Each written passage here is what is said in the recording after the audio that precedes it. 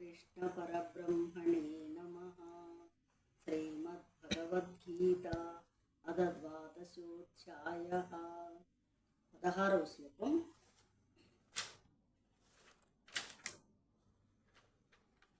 అనపేక్షసుచిర్దక్షః ఉదాసీనో గతవ్యదః సర్వారంభ పరిత్యాగి యో మద్భక్తః సమే ప్రియః. అపేక్ష లేనివాడు, పరిశుద్ధుడు, సమర్థుడు, నిస్పృహుడు, కర్తృత్వ శూన్యుడు అగువాడే నాకు నిజమైన భక్తుడు. సుచిర్దక్షః. గీతాచార్యులు శుచిత్వమును అచటచట నొక్కి చెప్పుచున్నారు.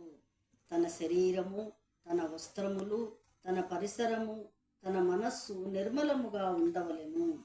తన ఆంతర్యంలో మలిన భావనలు ఉన్నచో మురికి భావనలే కలుగుచుండును. సమయస్ఫూర్తితో కార్యములను, ఆధ్యాత్మిక సాధనలను నిర్వహించవలెను. అజాగ్రత్తగా ఉంటే మాయ పడగొట్టి వేయగలదు. కావున దిగులును, దుఃఖమును దరికి చేర్చరాదు. సర్వారంభ పరిత్యాగి. సమస్త కార్యములందు కర్తృత్వ బుద్ధిని విడనాడు వాడనియే అర్థం. 17వ శ్లోకం.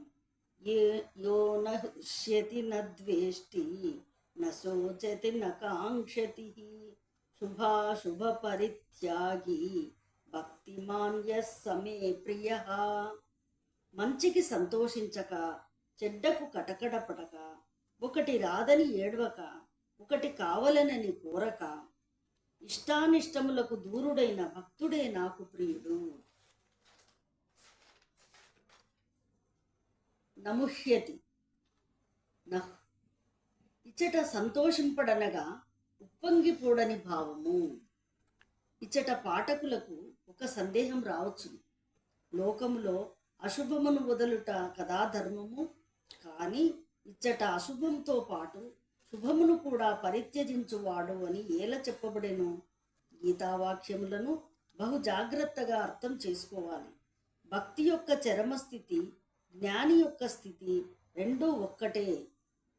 అది మనసును, మనోవికారములను దాటిన జీవన్ముక్త స్థితి. కేవలము దైవభావము, ఆత్మభావము ఒకటియే ఉండును. కనుకనే పరిపూర్ణ భక్తుడు శుభాశుభ పరిత్యాగి అని చెప్పబడేను. శుభకార్యములు, శుభ సంకల్పములు గ్రహించి అశుభ కార్యములను, అశుభ సంకల్పములను వదిలివేయవలెను. 18వ శ్లోకం. సమశత్రౌ చ మిత్రే చ తదా మానావమానయోః శీతోష్ణ సుఖ దుఃఖేషు సమసంగ వివర్జితః. 19వ శ్లోకం. తుల్య నిందాస్తుతిర్మౌని సంతుష్టోయేన కేనచిత్ అనికేతః స్థిరమతి భక్తిమాన్ మే ప్రియో నరః. శత్రుమిత్రులందు, మానవమానములందు, శీతోష్ణములందు, సుఖదుఖములందు సమానుడు, ఆసక్తి లేనివాడు, దూషణ భూషణములందు అంటనివాడు, మౌనవంతుడు, ఉన్నమటుకు తృప్తి పడువాడు, ఈ చోటనే ఉండవలెనని నియమము లేనివాడు, స్థిరబుద్ధి గలవాడు నాకు భక్తుడెవడో వాడే నాకు ఇష్టుడు. ఈ 2 శ్లోకములందు 5 రకములైన ద్వంద్వములు చెప్పబడినవి. 1 శత్రుమిత్రులు, 2 మానవమానములు, 3 శీతోష్ణములు, 4 సుఖదుఖములు, 5 నిందాస్తుతులు. అవి తటస్థించినప్పుడు ఏ వికారములకు లోబడక ఉండవలెను. మౌని. మౌనము వాక్కునకే కాదు, మనస్సునకు కూడా ఉండవలెను. భక్తుడైన వాడు నిరంతరము దైవమునందే లగ్నమైన చిత్తము కలిగి ఉండును. కనుక ఎవ్వరితోనూ అధికముగా మాటలు పెట్టుకోడు. అనికేతః. నివాస స్థానము లేనివాడు అనికేతుడు. ఏ సమయమున ఏ నివాసము దొరుకునో దానిచే సంతుష్టి నందువాడు తాను నివసించు గృహాదుల యందుగాని, మఠాదుల యందుగాని మమత్వము, ఆసక్తి, సంగము లేనివాడు అని భావము. స్థిరమతి. ఆధ్యాత్మ దైవ విషయమున గాని, ప్రపంచ విషయమున గాని స్థిరమైన నిశ్చయము గలవాడని భావము. భక్తిమాన్ సద్గుణములతో విరాజిల్లువాడే నిజమైన భక్తుడు, జ్ఞాని. 25 ఇంకొక శ్లోకం చెప్తున్నాను. అహింసా ప్రథమం పుష్పం పుష్పమింద్రియ నిగ్రహ సర్వభూతదయా పుష్పం క్షమా పుష్పం విశేషతః శాంతి పుష్పం తప పుష్పం ధ్యాన పుష్పం తదైవ చ సత్యమష్టవిధం పుష్పం విష్ణో ప్రీతికరం భవేత్. అహింస, ఇంద్రియ నిగ్రహము, సర్వభూతదయ, క్షమ, శాంతి, తపస్సు, ధ్యానము, సత్యము అను 8 పుష్పములు విష్ణు భగవానునకు చాలా ప్రీతికరములై ఉండును. కావున బాహ్య పుష్పములతో పాటు ఈ సద్గుణ రూప మనఃపుష్పములచే కూడా భగవానుని ఆరాధించుట శ్రేయోదాయకము.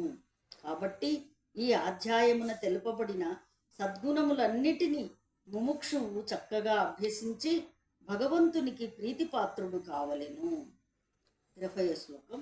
ఏతు ధర్మామృతమిదం యదోక్తం పర్యుపాసతే శ్రద్ధదానామత్పరయా భక్తాస్తేతీవ మే ప్రియః.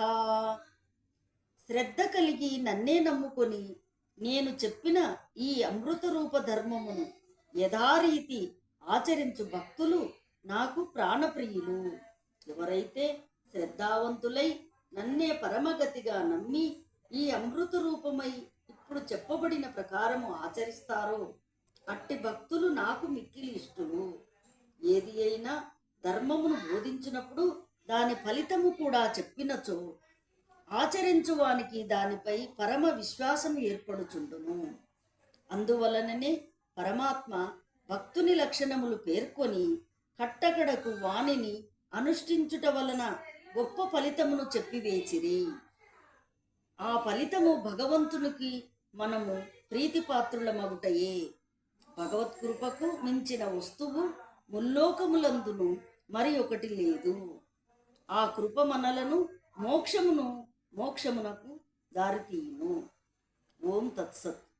ఇంతటితో 12వ అధ్యాయము ముగిసినది. నా వీడియో మీరందరికీ నచ్చినట్లయితే సబ్స్క్రైబ్ చేసుకోండి. ధన్యవాదములు.